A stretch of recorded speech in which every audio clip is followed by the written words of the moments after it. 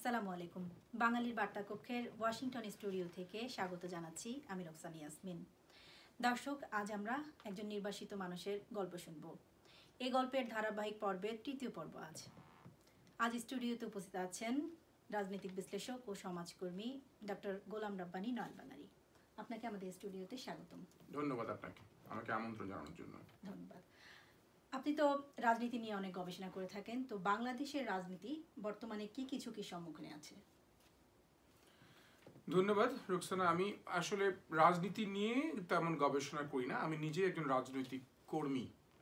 অতএব রাজনীতি নিয়ে যারা গবেষণা করে তারা খুব ধরেন উপর থেকে বা বাহির থেকে রাজনীতিকে দেখে, সেই দেখাটা খুব তারা মোহনীয়ভাবে দেখে। আর আমরা যারা রাজনৈতিক কর্মী তারা রাজনীতিটা দেখি অনেক অনেক নিবিড়ভাবে এবং অনেক গভীরে।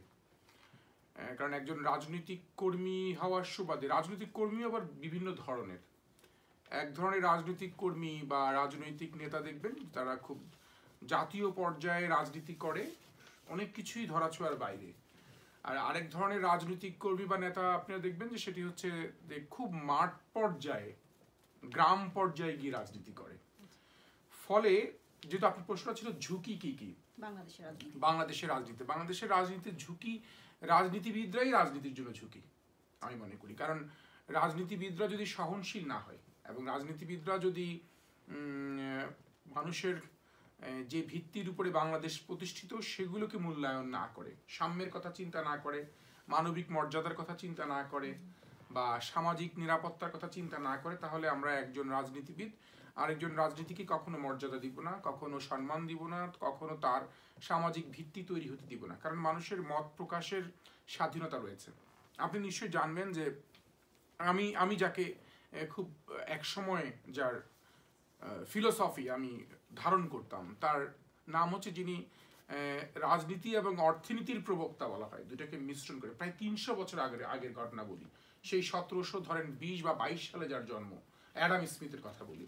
প্রায় 300 বছর আগের যিনি, তার যে রাজনীতি এবং অর্থনীতি মিলিয়ে যে চিন্তা চেতনার যে কৌশলগুলো ছিল, যে ইন্ডিভিজুয়ালিজমের তথ্য তিনি দিয়েছিলেন এবং যে স্বাতন্ত্র বোধ, সেই স্বাতন্ত্র বোধের কথা আমরা যদি চিন্তা করি এবং আজ অবধি আমরা কিন্তু সেই 300 বছরেও কিন্তু আমরা সেই প্র্যাকটিসটা করি নাই। হয়তো আজকে আমার ধারণা ভুল হতে পারে, আমার চিন্তার সাথে আগামী দিনের সমাজকর্মী বা রাজনৈতিক কর্মীর চিন্তাও ভিন্ন হতে পারে, কিন্তু কারণ সবার চিন্তা তো সমান থাকে না।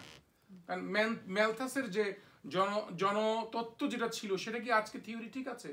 যেভাবে উনি বলেছিল জ্যামিতিক হারে বাড়বে মানুষ, সেভাবে আজকে আমরা মানুষ পরিবর্তন হয়েছে। অনেক থিওরি আজকে মার্কস বলেন, তারপর কার্ল মার্কসের কথা বলেন, লেনিনের কথা বলেন, এই সকল মতবাদগুলোর ভিত্তি কি এখনো কার্যকর হচ্ছে? অতএব অনেক ক্ষেত্রেই হবে না। তো মূল জায়গায় আসি, আমি যদি খুব মাঠ পর্যায়ের কথা বলি, কারণ একজন মাঠ কর্মী হিসেবে মাঠ পর্যায়ে হচ্ছে গিয়ে রাজনীতিতে ঝুঁকিগুলো হচ্ছে নিজের দলের মধ্যে 1 নম্বর ঝুঁকি, তারপর অপর বিরোধী দলের সাথে ঝুঁকি। যেমন ধরেন আপনি যদি আওয়ামী লীগ করেন তাহলে আপনার ঝুঁকিটা প্রথমেই থাকে, আপনার বিএনপির সাথে আপনার দ্বন্দ্বের ঝুঁকিটা থাকে। তারপর যদি আপনি বিরোধী দল করেন তাহলে সরকারি দলের সাথে আপনার যে দ্বন্দ্ব, আপনাকে নিরাপত্তাহীনতায় ভুগতে হচ্ছে। তার মানে একজন রাজনৈতিক কর্মী হিসেবে যদি আপনি সারাক্ষণ যদি নিরাপত্তাহীনতাই ভুগেন, তাহলে আপনি আর রাজনৈতিক কর্মকাণ্ড খুব প্রপারলি করবেন কিভাবে? আমরা তো অনেক রাজনীতিবিদদেরকে অনেক মন্দ কথা বলি, গালি দেই, তা রাজনীতি সব নষ্ট। কিন্তু এই পলিটিক্সের লোকগুলো তো নিজেদের আখের গোছাতে কথা আছে না, যে একবার আমি নিজের পাঞ্জাবি ঠিক করব না পরের পাঞ্জাবি টান দিব। অর্থাৎ এই টানাটানির মধ্যে হচ্ছে রাজনীতির সবচেয়ে বড় ঝুঁকি। কিন্তু আবার ইন্টারনাল ঝুঁকিও রয়েছে। ইন্টারনাল ঝুঁকি ধরেন একটি দলের মধ্যে নিজস্ব দ্বন্দ্ব রয়েছে অনেক, যেমন প্রতিযোগিতার দ্বন্দ্ব। যদি প্রতিযোগিতাটা যদি সত্যিকার অর্থে প্রতিযোগিতামূলক থাকতো তাহলে কোনো সমস্যা ছিল না। এটা এক ধরনের অসম প্রতিযোগিতা কিংবা অশুভ প্রতিযোগিতা কিংবা ভিন্ন মাপের প্রতিযোগিতা, যেখানে একজনকে নিঃশেষ করে ফেলার একটা প্রবণতা নিজ দলের মধ্যেই। কিন্তু এমন না যে ভিন্ন দল আসছে, এটাকে আমরা অনেক সময় বলি কোন্দল, অনেক সময় বলি গ্রুপিং এর কথা বলি। অর্থাৎ গ্রুপিং, কোন্দল, এটাও কিন্তু দলীয় কোন্দল। হ্যাঁ, দলীয় কোন্দল, এগুলো একটা ঝুঁকি। তার মানে ঝুঁকিগুলো কি? সরকারি ঝুঁকি, নিজস্ব ঝুঁকি এবং সর্বোপরি একটি অর্থনৈতিক ঝুঁকি থাকে রাজনীতিতে। অর্থনৈতিক ঝুঁকি বলতে যে ব্যক্তিটি রাজনীতি করে তাকে তো অনেক সময় ত্যাগ করতে হয়, অনেক সময় ব্যয় করতে হয়। অতএব যখন সেই ব্যক্তি সময় ত্যাগ করে, ব্যয় করে, তখন সে তার এই যে অ্যাডাম স্মিথের যে ইন্ডিভিজুয়ালিজম, স্বাতন্ত্র্য তৈরি হওয়া নেতৃত্ব, সেটা তৈরি হয় না। কারণ সে তখন চিন্তা করে আমি আমার কেরিয়ারটাকে নষ্ট করে ফেললাম পলিটিক্সের জন্য, আমি আমার কেরিয়ারের প্রতি সময় দিতে পারলাম না পলিটিক্সের জন্য, বা আমি আমার অর্থনৈতিক উপযোগ্য করে ফেললাম না, আমার পরিবারকে আমি কিভাবে চালাবো, সব মিলিয়ে একটি বড় ধরনের শঙ্কা এবং বড় ধরনের বিপর্যয় কাজ করে। এগুলোই ঝুঁকি। আরো অনেক ঝুঁকি যেগুলো বলে শেষ করা যাবে না। আপাতত আমি মনে করি এই কয়েকটি ঝুঁকি রয়েছে অনেক। আপনি তো ঢাকায় বেড়ে ওঠা ছেলে, তো আপনি গ্রামে চলে গিয়েছিলেন কেন? হ্যাঁ, এটি আমার যেহেতু শৈশব কৈশোর, আমি একদম 3 মাস কোলে, আমার মায়ের কোলে আমি ঢাকায় চলে আসি। যেহেতু আমার বাবা সরকারি চাকরি করে, অতএব ঢাকায় থাকতে হয়েছে। এবং একটা মিরপুরটাও এক ধরনের গ্রামের মতোই ছিল যখন।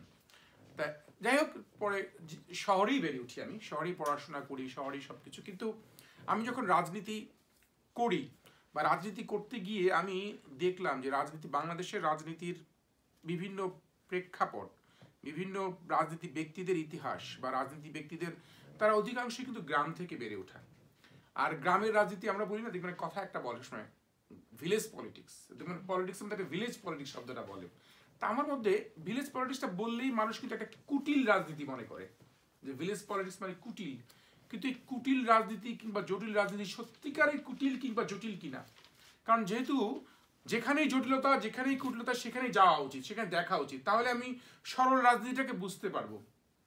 আমি অন্ধকার থেকেই আমি আলোর পথটা আমি ভালোভাবে দেখতে পারবো। তখনই আমি ভাবলাম যে আমি গ্রামে চলে যাই। আমার গ্রামের বাড়ি যেহেতু 14 গ্রাম, আমার গ্রাম হচ্ছে ফাল্গুনগড়া, আমি গ্রামেই চলে গেলাম। গ্রামে গিয়ে ভাবলাম যে গ্রামের সেই চায়ের দোকানে বসে থাকা রাজনীতিটা কেমন, বা চায়ের দোকানে আড্ডা মারা থেকে শুরু মসজিদে পর্যন্ত বসে বসে কথা বলা, তারপরে বিভিন্ন ধরেন অ্যাসোসিয়েশন বা সমিতি বা গ্রামের সমবায়গুলা, তারপরে গ্রামের বিভিন্ন পেশাজীবী মানুষগুলা, কিংবা বাজারে বসে, গ্রামের বাজারগুলোতে বসে আড্ডা মারা, কথা বলা, এই যে একটা কালচার, এবং গ্রামের যে ধরেন পার্টি অফিসগুলা সেখানে, তারপরে গ্রামের মানুষদের মধ্যে কোন ধরনের বিষয়গুলোকে খুব আন্দোলিত করে, কোন ধরনের বিষয়গুলো তাদেরকে দুঃখ দেয়, এবং কোন ধরনের বিষয় নিয়ে তারা অতিমাত্রায় নিজেদের সাথে নিজেদের মতভেদ সৃষ্টি করে, এই বিষয়গুলোকে নিয়েই আমি মূলত ঢুকে পড়ি গ্রাম্য পলিটিক্সে। একদম গ্রামের গভীর পলিটিক্স, এমন না যে গ্রামের শুধুমাত্র মানে উপর থেকে দেখা পলিটিক্স। তার মানে আমি অনেক গভীরে গ্রামে গিয়ে গ্রামের একটি ওয়ার্ড পর্যায়ের একটি কমিটির দায়িত্ব নিই। সেই কমিটির সভাপতি থেকে আমি সেখানকার এই পৌরসভা সভাপতি পর্যন্ত দায়িত্ব নিই। তার মানে আমি গ্রামের পলিটিক্সটা খুব গভীরে যাই বোঝার জন্য মূলত। মানে আমি আমার জীবনের এই যে হয়তো বেঁচে থাকবো জানি না কত বছর, কিন্তু অনেক সময় নষ্ট করেছি, এটা এক ধরনের পাগলামি বলতে পারেন। বা অনেকে আমার ব্যাপারে, ধরেন আমার বন্ধুরা, ঢাকায় যারা বন্ধু বা ঢাকায় যারা পলিটিক্স করে, ঢাকায় যারা পলিটিক্যাল আমার ওয়েল উইশার, তারাও বলেছে যে মানে তোমার মতন একটা বোকা ধরনের চিন্তা আমার মনে হয় না কেউ করবে, যে তুমি শহরের রাজনীতি, জাতীয় রাজনীতি, ন্যাশনাল পলিটিক্সের মতন একটি সুযোগ বাদ দিয়ে তুমি গ্রামে চলে গিয়ে গ্রাম্য পলিটিক্স বুঝতে গেছো। মানে এটা এক ধরনের বলতে পারেন ব্যক্তিগত তৃপ্তি এবং এক ধরনের নিজস্ব গবেষণা, যে আমি আসলে গ্রামে গিয়ে কি ধরনের রাজনীতি হয় এর উপর আমি একটু গবেষণাও করেছি। তো আপনার গ্রামে নিশ্চয়ই তিক্ত বা সুখকর কিছু অভিজ্ঞতা হয়েছে, সেই অভিজ্ঞতাগুলো আমাদের শেয়ার করুন। অনেক অভিজ্ঞতা, এত অভিজ্ঞতা তো আসলে অল্প সময় শেয়ার করা যাবে না। গ্রামের তিক্ত অভিজ্ঞতার মধ্যে সবচেয়ে বড় বিষয় হচ্ছে যে আমি তো গ্রামে যেহেতু বেড়ে উঠি নাই, এবং গ্রামে যেহেতু পড়াশোনাও করি নাই, স্কুল নাই, গ্রামে বন্ধু বান্ধব নাই, অতএব সেখানে তিক্ত অভিজ্ঞতা সবচেয়ে বেশি। কারণ আমি যখন ঢুকি আমি আমার নিজের গ্রামের পথটাও ঠিক মতো চিনতাম না। ধরেন আমাদের 14 গ্রামে হচ্ছে 400-র উপরে গ্রাম, তা সেখানে আমি যে পৌরসভার সভাপতি ছিলাম সেখানে 26টার উপরে গ্রাম। ধরেন নিজের গ্রামের প্রত্যেকটা অলিগলি চেনাও বড় কষ্টের, সেখানে আমি প্রায় 400 গ্রামে ঘুরে আসি। তার মানে এখানে তিক্ত অভিজ্ঞতা অনেক ছিল। তার মানে তিক্ত অভিজ্ঞতার চেয়ে মধুর অভিজ্ঞতাই বেশি। সেটা হচ্ছে আমি আমার বাবার মানে পৈতৃক জায়গায় গিয়ে আমি একটা ভিত্তি রচনা করতে পেরেছি, যে যে ঠিক আছে, আমি নয়ন তোমাদের পাশে থাকার ইচ্ছা ব্যক্ত করছি, এই শব্দগুলো বলার সুযোগ পেয়েছি। আর খারাপ অভিজ্ঞতাগুলো খুব নাই বা বললাম, কারণ এই দুঃখ কষ্টের বিষয় অনেক অনেক রয়েছে। সেখানে আমাকে গ্রহণ করেছে, গ্রহণ করে নাই, আমাকে বিতাড়িত করার চেষ্টা করেছে, আমাকে ধরেন বিভিন্নভাবে নাজেহাল করার চেষ্টা করেছে। গ্রামে আমি ঠিক মতো ধরেন বাসায় থাকতে পারি নাই, অনেক ভিলেজ পলিটিক্সের শিকারও হয়েছি। এবং পরিবারের মধ্যে সেটি দ্বন্দ্ব সৃষ্টি হয়েছে, কারণ যেহেতু অনেক বড় পরিবার ছিলাম। তারপর আবার তবে আমি সব ক্ষেত্রেই পজিটিভ ছিলাম, চেষ্টা করেছি আমি আমার ব্যক্তিগতভাবে কাউকে দুঃখ না দিয়ে, কাউকে কোনো কষ্ট না দিয়ে টিকে থাকা। সেখানে অনেক অনেক অনেক দুর্নাম সৃষ্টি করা বা আছে না অনেকের বিরুদ্ধে অনেকের এক ধরনের, সেটি জানেন পলিটিক্সে তো যেহেতু প্রতিযোগিতামূলক পলিটিক্স, সেখানে এইগুলো সৃষ্টি হয়েছে এবং সেগুলো থেকে কিছুটা তিক্ত অভিজ্ঞতা হয়েছে, কষ্ট পেয়েছি, দুঃখ পেয়েছি। এখন এগুলো নিয়েই তো জীবন, এটি নিয়েই তো রাজনীতি। যেহেতু আমি নিজে থেকেই তো গিয়েছি, আমাকে তো এমন না যে আমাকে গ্রাম বলেছে তুমি চলে আসো। আমি যেহেতু নিজে থেকেই গ্রামের রাজনীতি বুঝার চেষ্টা করেছি, নিজের পৈতৃক ভিটা বাড়িতে যাওয়ার চেষ্টা করেছি, থাকার চেষ্টা করেছি, মাটির গন্ধ নেওয়ার চেষ্টা করেছি, এবং ঢাকা থেকে দূরে গিয়ে সেখানে 10-12 বছর সময় দেয়া। আমি 2003 সালে চলে যাই সেখানে, প্রায় বলতে পারেন একটানা 2010 পর্যন্ত একটানা ছিলাম, 10-11 পর্যন্ত। তার মানে অনেক দিন সময় দিয়েছি গ্রামে। তো আপনি রাজনীতিটাকে খুব কাছ থেকে দেখেছেন, তো আপনার কি মনে হয় একটি রাজনীতির জটিল ও দুর্বল পয়েন্টগুলো কি কি মেন? এটা আমি প্রথম প্রশ্নে আমি বলেছি যে রাজনীতির যে জটিল এবং যে কুটিল জায়গাগুলা, রাজনীতির সবচেয়ে জটিল জায়গাটাই হচ্ছে গিয়ে আমাদের ইন্টারনাল গ্রুপিংগুলোকে মিনিমাইজ করে নেতৃত্ব পাওয়া এবং নেতৃত্ব বন্টনের কৌশলটা সবচেয়ে জটিল জায়গা এখনো। কারণ এখনো যারা বাংলাদেশের পলিটিক্স নিয়ন্ত্রণ করে, ধরেন বাংলাদেশের পলিটিক্সের প্রধান, তারাও কিন্তু এখনো খুব হিমশিম খাচ্ছে এই মানে নেতৃত্ব কীভাবে বন্টন করবে। ধরেন তাদের বিভিন্ন শাখা কমিটি, উপকমিটি, কিংবা তাদের বিভিন্ন অঙ্গ সংগঠনগুলো যেগুলো রয়েছে, কিংবা তাদের দলীয় যে কমিটিগুলো রয়েছে, এই কমিটিগুলোতে পদায়নের ক্ষেত্রে একটি জটিল পরিস্থিতি বাংলাদেশের সৃষ্টি হচ্ছে। এটা কিন্তু শুধু বাংলাদেশের প্রেক্ষাপট না, সারা পৃথিবীতেই হয়েছে। ইভেন মহাত্মা গান্ধী যখন রাজনীতি করেছে তখন উনি নিজেও কিন্তু এই সকল জটিলতার সৃষ্টি হয়েছে। উনি যখন জওহরলাল নেহরুকে নেতৃত্ব দেয় তখন কিন্তু জওহরলাল নেহরুর চেয়ে বেশি ভোট পেয়েছিল তাদের কংগ্রেসে প্যাটেল, কিন্তু প্যাটেলকে নেতৃত্বে উনি আনেন নাই, উনি এনেছেন নেহরুকে। তাদের বুঝতে হবে এ সকল জিনিসগুলো কিন্তু এ সকল বৈরী পরিবেশ কুটিলতা আগেও ছিল, কিন্তু সে ধরনের নেতৃত্ব গান্ধীজির মতো নেতৃত্ব তো হইতে হবে। তার মানে আমাদের দেশে আমরা যেমন আগের যারা প্রজন্ম, তারা হোসেন শহীদ সরওয়ার্দীকে পেয়েছে, শেরে বাংলা একে ফজলুল হককে পেয়েছে, বঙ্গবন্ধু শেখ মুজিবুর রহমানকে পেয়েছে, রাষ্ট্রনায়ক জিয়াউর রহমানকে পেয়েছে, বড় বড় মাওলানা মজলুম নেতা মাওলানা ভাসানীকে পেয়েছে। তাদের সান্নিধ্য পেয়ে যারা রাজনীতি করে আসছে, তাদের যে সুযোগগুলো, তারা যে জিনিস দেখে আসছে, যে সুযোগ, আমরা তো সেই সুযোগ থেকে বঞ্চিত হয়েছি। কারণ আমরা তো এ ধরনের বড় মাপের কোনো রাজনীতিবিদদের পাশাপাশি থেকে যাদের রাজনীতি ছিল মাঠের, একদম মাঠে গ্রামে গিয়ে, এবং যাদের দূরদর্শিতা ছিল বলতে পারেন আপনি, তারা যাদের রিয়েল পলিটিক্যাল যে নর্মসটা ছিল তাদের মধ্যে, এই নর্মসটা তারা বুঝতো। কিন্তু এখনকার সমসাময়িক প্রেক্ষাপটে সেই সুযোগটা আমাদের প্রজন্ম পাচ্ছে না। ফলে এই পদায়নের ক্ষেত্রে বলেন এই জটিলতা কুটিলতাটা খুব জটিল, এবং এক্ষেত্রে যেটা হচ্ছে বাণিজ্য নির্ভর হয়ে যাচ্ছে বা কিংবা কোনো ব্যক্তি নির্ভর হয়ে যাচ্ছে, বাণিজ্য নির্ভর এবং ব্যক্তি নির্ভর রাজনীতি সৃষ্টি করার কারণে সেটা সাফার করছি আমরা যারা খুব পজিটিভ পলিটিক্স করতে চাই। আচ্ছা, বাংলাদেশের নির্বাচনটা কেমন হওয়া উচিত? আপনি তো নির্বাচন করেছেন ইতিমধ্যে আমরা জেনেছি, তো আপনার সে বিষয়ে কিছু নির্বাচন বিষয়ে কিছু অভিজ্ঞতা আমাদের দর্শকদের সাথে শেয়ার করবেন। নির্বাচন নিয়ে কথা বলতে গেলে, হ্যাঁ, বাংলাদেশের নির্বাচন নিয়ে এবং নির্বাচন কমিশন নিয়ে বাংলাদেশে অনেকেই কথা বলে। তবে আমি দেখেছি যারা কথা বলে বা বিভিন্ন রকমের সাজেশন দেয়, সুপারিশ করে, তাদের অধিকাংশই নির্বাচনের ভেতরে যায় নাই। তারা কিন্তু সম্পূর্ণ নির্বাচনের বাইরের দর্শন বা নির্বাচনের পৃথিবীর প্রেক্ষাপট তুলে ধরে তারা বলে, কিন্তু নির্বাচনের যে ভেতরে ইন্টারনাল বিষয়গুলো সেটা বোঝার জন্য কিন্তু আমাকে অনেক ত্যাগ করতে হয়েছে। আমি নিজে নির্বাচন করেছি, নির্বাচনের প্রক্রিয়া কি, একদম নির্বাচনের মনোনয়ন প্রক্রিয়া থেকে শুরু করে নির্বাচন পরিচালনা থেকে শুরু করে ভোট দান এবং ভোটের দানের থেকে ভোটের ফলাফল, এই যে বিভিন্ন স্তরে তার মাঝে দীর্ঘদিনের ক্যাম্পেইন এবং এই ক্যাম্পেইনটা নির্বাচন তো 30-32 দিনের নির্বাচনটাই নির্বাচন না, কিন্তু নির্বাচনের সাথে একটা মানুষের দীর্ঘদিনের প্রেক্ষাপট সৃষ্টি করতে হয়। একটা মানুষ হঠাৎ গিয়ে তো সে একটা নির্বাচন করতে পারে না।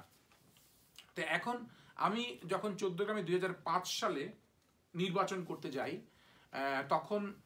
তখন ছিল বিএনপির ক্ষমতায়। তো সেখানে আমার এলাকায় আসনে ছিল জামায়াত ইসলাম।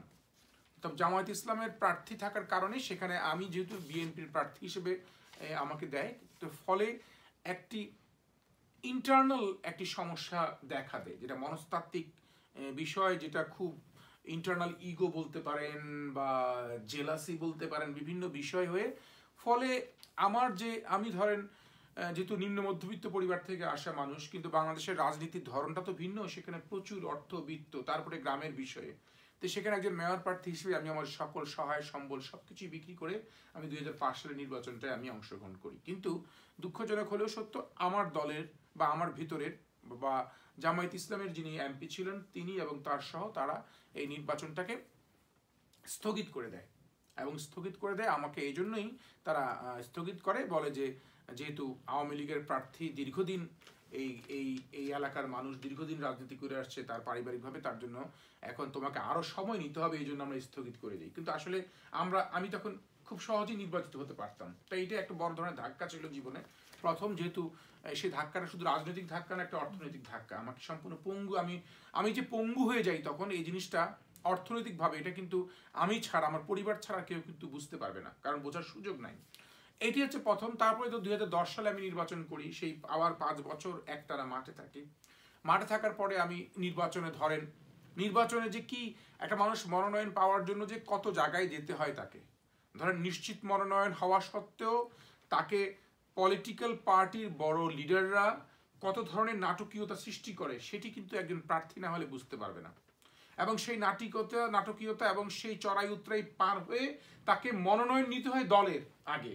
বাংলাদেশে কিন্তু আপনি দেখেন আমেরিকা বা অন্যান্য দেশে মনোনয়ন, হয়তো প্রেসিডেন্ট ইলেকশন ভিন্ন, কিন্তু বিভিন্ন স্থানীয় সরকার বা কংগ্রেস বা মনোনয়নটা এত জটিল না।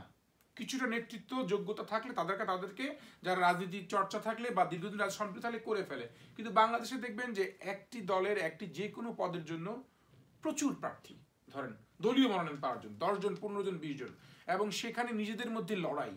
এই লড়াইটাই একটা নির্বাচনের থেকে অনেক বড় কঠিন। কিন্তু সেই লড়াই পার করে যখন মনোনয়ন নেয়, তারপরে হচ্ছে গিয়ে গ্রামের ধরেন যারা দলীয় ছেলে পেলে, দলীয় কর্মী বা দলীয় নেতা কর্মী, তাদের আচরণটাও তখন ভিন্ন থাকে। সেই আচরণগুলো এমন না যে খুব সুখকর থাকে, কারণ তাদের আচরণগুলোও দেখবেন অর্থনৈতিক লেনদেনের বিষয়, তারপরে ওই সময় মান অভিমান, কে কার সাথে কথা বললো, কে কার সাথে কথা বললো না, কোন গ্রামে আগে যাওয়া উচিত, কোন গ্রামে পরে যাওয়া উচিত, কাকে বিভিন্ন সভার বা বিভিন্ন নির্বাচনী ক্যাম্পেইনের সভাপতিত্ব করতে দেওয়া উচিত, কাকে দেওয়া উচিত না, কাকে মাইক ধরতে দেওয়া হবে, কাকে মাইক ধরতে দেওয়া হবে না, কে স্টেজে থাকবে, কে স্টেজে থাকবে না, একটি জটিল পরিস্থিতি। এই জটিল পরিস্থিতি কিন্তু আমাদের যারা বিভিন্ন সমালোচক বা যারা সুপারিশ করে, তারা কিন্তু এই জটিলতা কিন্তু পার করে আসে নাই। তারা কিন্তু শুধু অ্যাপারেন্টলি তারা বলে কি কি সমস্যা, কি কি করা উচিত, কিন্তু এগুলো পার হয়ে আসতে হবে। একজন মানুষ চাইলেই যে সে আমি নির্বাচনের ব্যয় 50,000 টাকার উপরে কোনো নির্বাচন ব্যয় করবো না, কিন্তু সে তো 50,000 টাকা তো তার প্রথম বৈঠকেই শেষ হয়ে যাবে দলীয় নেতাকর্মীদের পেছনে। হবে, কিছু করার নাই, কারণ দলীয় নেতাকর্মী যদি আপনার কাজ না করে, দলীয় নেতাকর্মী যদি মুখ না খোলে, তাহলে তো আপনার অপোজিশন পার্টি অবশ্যই আপনাকে। আর নির্বাচনটাই হচ্ছে গিয়ে আমাদের দেশের প্রেক্ষাপটে নির্বাচনটাই হচ্ছে জোর যার মুল্লুক তার, সেই ধরনের। শুধু যে নির্বাচনে ম্যানিপুলেশন করছে তা না, ম্যানিপুলেশনের আগ পর্যন্ত মাঠটাকে ধরে রাখা, আঁকড়ে রাখা একজন নেতার পক্ষে অনেক বড় কঠিন। তাই সেলুট জানানো উচিত ওই সকল নেতাদেরকে যারা নির্বাচিত হয়ে আসে। কিন্তু দুঃখজনক, আমাদের দেশে নির্বাচন হয় না।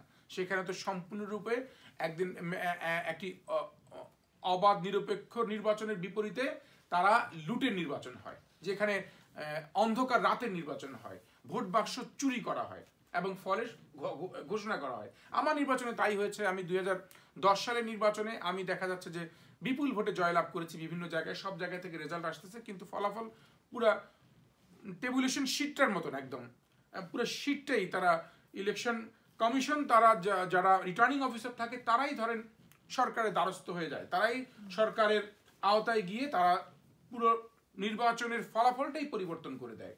আমি 2015 সালেও নির্বাচনের অভিজ্ঞতা রয়েছে আমার। আমাকে নির্বাচন যদিও কাউকে নির্বাচন করতে দেওয়া হয় নাই, আমাকে তারা তো নির্বাচন করতে দেয়ই নাই। ধরেন তারা প্রথমে আমাকে রিটার্নিং অফিসার আমার নির্বাচন মনোনয়নপত্র বাতিল করেছে, তারপরে জেলা রিটার্নিং অফিসার বাতিল করেছে, আমাকে পরে উচ্চ আদালত থেকে আমার মনোনয়নপত্র বৈধ করতে হয়েছে। 2015 সালের কথা বলছি। শুধু তাই না, যেহেতু সারা বাংলাদেশে নির্বাচন শুধুমাত্র যেহেতু দলের প্রধান বলেছে নির্বাচন প্রার্থী অ্যাটলিস্ট থাকো, জানি পাশ করতে দিবে না, এবং বসানোর চেষ্টা করেছে আওয়ামী লীগ আমাকে, কিন্তু নির্বাচন আগেদের মধ্যে বসি নাই। কিন্তু দলীয় নেতা কর্মীদের মধ্যে তারা অলরেডি ঘোষণা করে দিয়েছে যে হ্যাঁ সে প্রার্থী উনি প্রত্যাহার করেছে বা বসে গেছে। কারণ এই ধরনের একটা রিউমার, কারণ যেহেতু আমাদের এলাকায় যেতেও দিচ্ছে না, তখন অনেক মামলা, এই মামলা দিয়ে ধরেন ঘর বাড়িতে ভাঙচুর করে বিভিন্ন সমস্যা করে এলাকায় ঢুকতে দিচ্ছে না। এখন একজন প্রার্থী যখন এলাকায় ঢুকতেই না পারে তখন তার বিরুদ্ধে রিউমার করাটা অনেক অনেক সহজ। তো ফলে আমি ব্যক্তিগতভাবে নির্বাচনে আমার অনেক বৈরী অনুভূতি রয়েছে, অনেক বৈরী অভিজ্ঞতা রয়েছে। এই অভিজ্ঞতাগুলো আমি মনে হয় একটা অনুষ্ঠানে শেষ করতে পারবো না। তবে নির্বাচনটা বাংলাদেশের যে প্রক্রিয়া চলছে সেই প্রক্রিয়া বাংলাদেশের নির্বাচন কোনোভাবেই গ্রহণযোগ্য নির্বাচন না। কোনোভাবে নির্বাচনের প্রক্রিয়াটাই পরিবর্তন করতে হয় আমাদের ইন্টারনালি। আমাদের ইন্টারনালি যদি পরিবর্তন করতে না পারি, হ্যাঁ আমাদের তো গোড়াতেই ভুল, সেটা হচ্ছে আমরা অবাধ সুষ্ঠু নিরপেক্ষ নির্বাচনই দিচ্ছি না। তার ভেতরেও যে আরো অনেক সমস্যা সেগুলোই সমাধান করতে পারছি না। আমরা তো মূল সমস্যাই সমাধান করতে পারছি না, আরো তো স্তরে স্তরে রয়েছে অনেক সমস্যা। তা জানি একদিন না একদিন হবে, যেহেতু এই বিষয়ে আমরা কাজ করছি, আমাদের একটা ছোট্ট গ্রুপ কাজ করছে, আমরা এই পরিবর্তনের জন্যই আমরা লড়াই করে যাব। আচ্ছা, নির্বাসিত জীবন বা বিদেশে বসেও কি দেশের রাজনীতিটা চালিয়ে যাওয়া যায়? আর যদি যায় তাহলে সেটা কিভাবে? এটি একদম আমার ব্যক্তিগত প্রশ্নই করেছেন। আমাকেই ধরেন আমি নির্বাসিত জীবনযাপন এখন করছি, এবার আমি দেশের রাজনীতি করছি, কিন্তু আমি কখনোই মানে আমি অ্যাকসেপ্ট করি না যারা এই বিদেশে বসে দেশের রাজনীতি বিদেশে করছে। ধরেন আছে না বিদেশে বসে এখানকার আওয়ামী লীগ করা, বা এখানকার আপনি দেখবেন ভারতের একটা লোককে কিন্তু এখানে বসে কংগ্রেস কিংবা বিজেপি করে না, কিন্তু আমাদের দেশে এটা আমি অনেকবার বলেছি, হয়তো এটা বলার কারণে অনেকের কাছে চক্ষুশূল হয়েছি, জিনিসটা অনেকের কাছে ভালো লাগেনি। তাই মনে করি না বিদেশে বসে দেশের রাজনীতি করা যায়, কিন্তু প্রক্রিয়াটা ভিন্ন হতে হবে। এখানে বসে মিছিল মিটিং হইচই করে লাভ নেই। হ্যাঁ, এখানে বসে যদি আপনি মেইন স্ট্রিমের পলিটিক্স করতে পারেন সেটি একটি বিষয়, আর যদি না পারেন তাহলে দেশের যে সমস্যা বা দেশের যে কিভাবে দেশের বিভিন্ন জায়গায় রিফর্ম করা যায় এই অভিজ্ঞতাগুলো আমাদের লোকদের সাথে শেয়ার করা। যেমন আমি এখানে বসে ধরেন বিভিন্ন ইউথ সেক্টর, ইউথ গ্রুপের কাজ করছি। যেমন আমি ন্যাশনাল ইউথ ফোরাম বাংলাদেশটা পরিচালনা করছি এখানে বসে। আমি এখানে বসে ইন্টারন্যাশনাল মাইগ্রেন্ট ফাউন্ডেশন বিভিন্ন দেশে দেশে কিভাবে প্রবাসীরা তাদের অধিকার নিয়ে কাজ করতে পারবে সেই বিষয়ে কাজ করছি। এখানে এই যে কাজগুলো দেশের কাজ, কারণ এখন তো জানেন আপনি তথ্য প্রযুক্তির যুগ, তথ্য প্রযুক্তির যুগে আপনি কিন্তু কাজ করতে পারছেন, আগে এক সময় সেই সুযোগটা ছিল না, তাই না? মাওলানা ভাসানীর সময় সেই সুযোগ ছিল, তাকে যেতে হয়েছে সব জায়গায়। অতএব সেই সুযোগটা তো এখন আছে আমাদের অনেক ক্ষেত্রে যাওয়ার প্রয়োজন নাই। আপনি এখানে বসেই আপনি টেলিকনফারেন্স করতে পারছেন, ভিডিও কনফারেন্স করতে পারছেন, সেখানকার কমিটিগুলো সেখানকার নেতৃত্ব উন্নয়নে কাজ করতে পারছেন। তা আমি বিদেশে বসে যে কাজটি করছি, যে আমি বিভিন্ন গ্রামে বা বিভিন্ন জেলা শহরগুলোতে যেগুলো রয়েছে সেখানে যাতে নেতৃত্ব বৃদ্ধি করা যায় সেখানে একটা লিডারশিপ ট্রেনিং প্রোগ্রাম চালু করেছি।